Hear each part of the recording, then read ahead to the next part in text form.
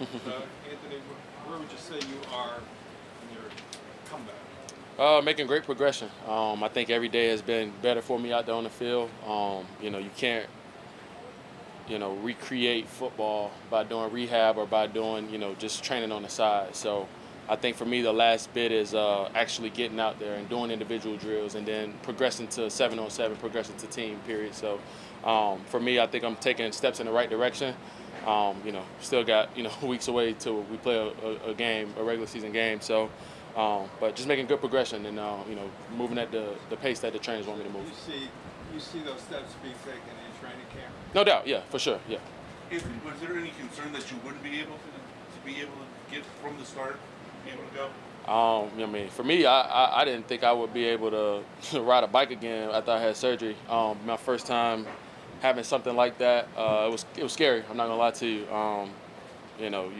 You you can't do anything. I've been playing football and walking around normal for 20 some odd years, and then one day you wake up and you need help to do everything. So taking it one day at a time. Every step has been a blessing. Riding a bike again to walking normal without crutches and then running and all that stuff. So I don't take any of that for granted. Finally being out, you're able to do some stuff. I guess, is there like even a newer appreciation than Oh, even no you doubt. were anticipating? No you're doubt, gonna have? no doubt. Watching football for 14 weeks last year. Watching your teammates go through, off-season workouts and all that, and not being able to be a full participant. It sucks.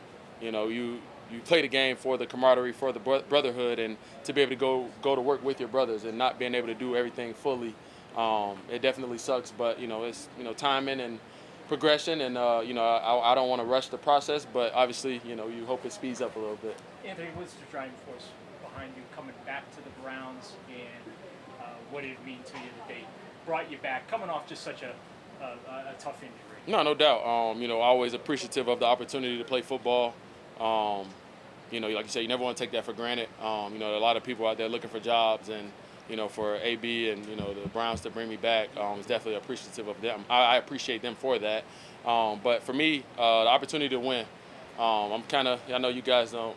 I know you guys say it in y'all columns that I'm a little old now, but but I'm getting older. And at this point, it's the appreciation of winning.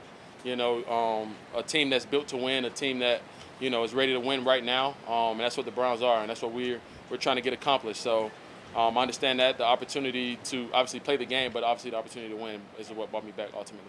Anthony, you and Sione have obviously been teammates for a while, but they kind of going through this recovery period together.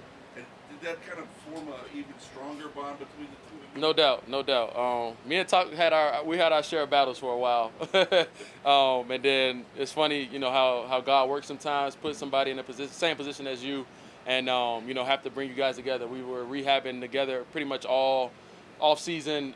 Even during the summer, we both didn't go home. We stayed in Cleveland, and like you said, built that bond. Once you get to know someone a little deeper and understand why they are the way that they are, you appreciate them a little more. So, obviously, we're both battling back, but definitely a new bond built there. I guess, what did you learn about him that maybe you didn't know before? Yeah. I mean, first part of it, and the second part, it seems like he's either on schedule or ahead of schedule with his own rehab. What you saw from him throughout those months? Yeah. One thing I learned, he loves the game, and that is part of the passion, sometimes the ruggedness of Sione. He loves the game so much, and he's always trying to find ways to get better.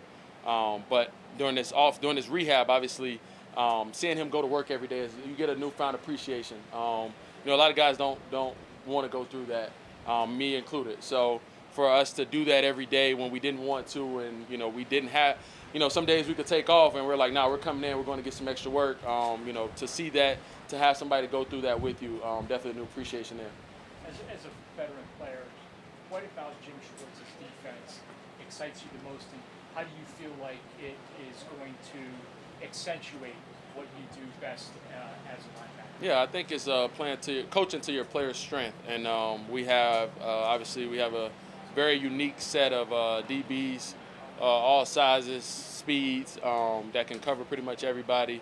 Obviously, you got the monsters on the edge, the pass rush that gets there, being able to stop the run. I think we have all the pieces, and I think like you said, what makes him unique is he plays to our strengths, and then he lets us take the reins. He tells us what he wants, and he lets us go out there and do it instead of trying to micromanage. So I think that's what you appreciate now as an older player, where you kind of have the reins to kind of control the show. And for me as a linebacker, that's what you want. You said you learned about hockey, but Yeah. what did you learn about yourself during this process of having to battle back from what could be career ending? Yeah. It could have been. Yeah, no doubt.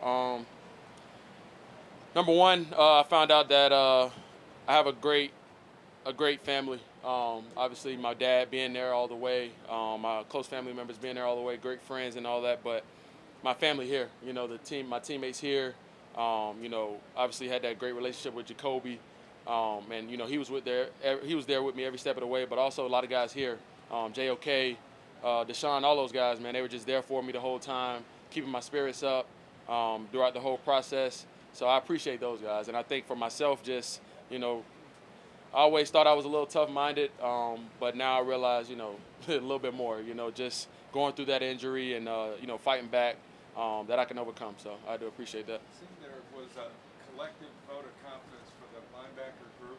4 guys got hurt last year, and they didn't make many changes there. What did you make of that organizational vote of confidence to the linebacker group? Don't tell him I said this, but I think Coach Tarv might be a good coach. When you believe in the guy that that leads the group, Coach Tarv, that he has all his guys ready to play, I think that says a lot. You don't have to bring in too many outside guys when it's a next man up mentality, and that guy's ready to play. And that's a tribute to, like I said, Coach Tarv, and that's a tribute to the other guys being ready to play. Tony, Jordan, all those guys being ready to play at any moment. And as you see, those guys still battling out there today. So I think, like you said, just the confidence in the group, and then also confidence in the coach that he's got the guys ready to play. Anthony, you've played against all the best guards in this league. What makes Joel Bitonio one of those? Man, I was just talking to Joel about that. I think just his feet. He has really good feet for how big he is. So you may think like you have a step on him or something like that, and he's able to run you down or just cut off angles and all that stuff. Obviously, Coach Callahan is a great coach. Obviously, all those guys play really well together. But I think, like I said, Joel's feet is one of the best I've seen.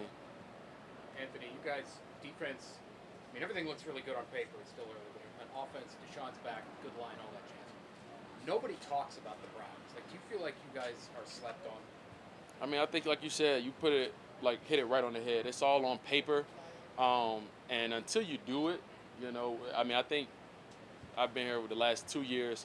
I thought we were pretty good on paper both years, and until you actually go out there and do something and make some noise, make a playoff run and all that stuff, they shouldn't be talking about us. That's cool. We understand that. But we haven't done anything either. So we understand that we have to go out, earn it every day on the practice field, and let everything else take care of itself. And then, obviously on Sundays we take care of that, and, we see what the headlines read after that. But right now we're worried about what we're doing inside and, on inside our practice field and all that stuff, and we'll let the outside handle the outside.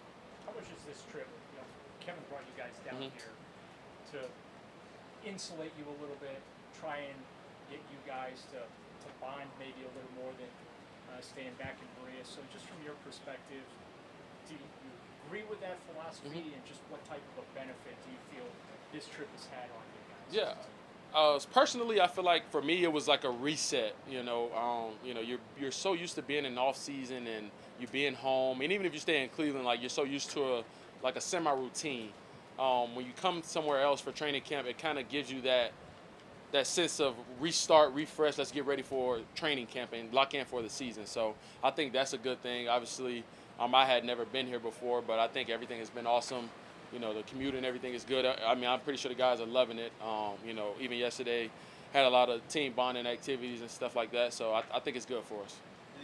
The practices against the Eagles, like last year, were kind of like the peak of training. Kind of your timetable to be out there with the team. That's a great question. I see what you did there. We'll see. We'll take it as the progression as it comes.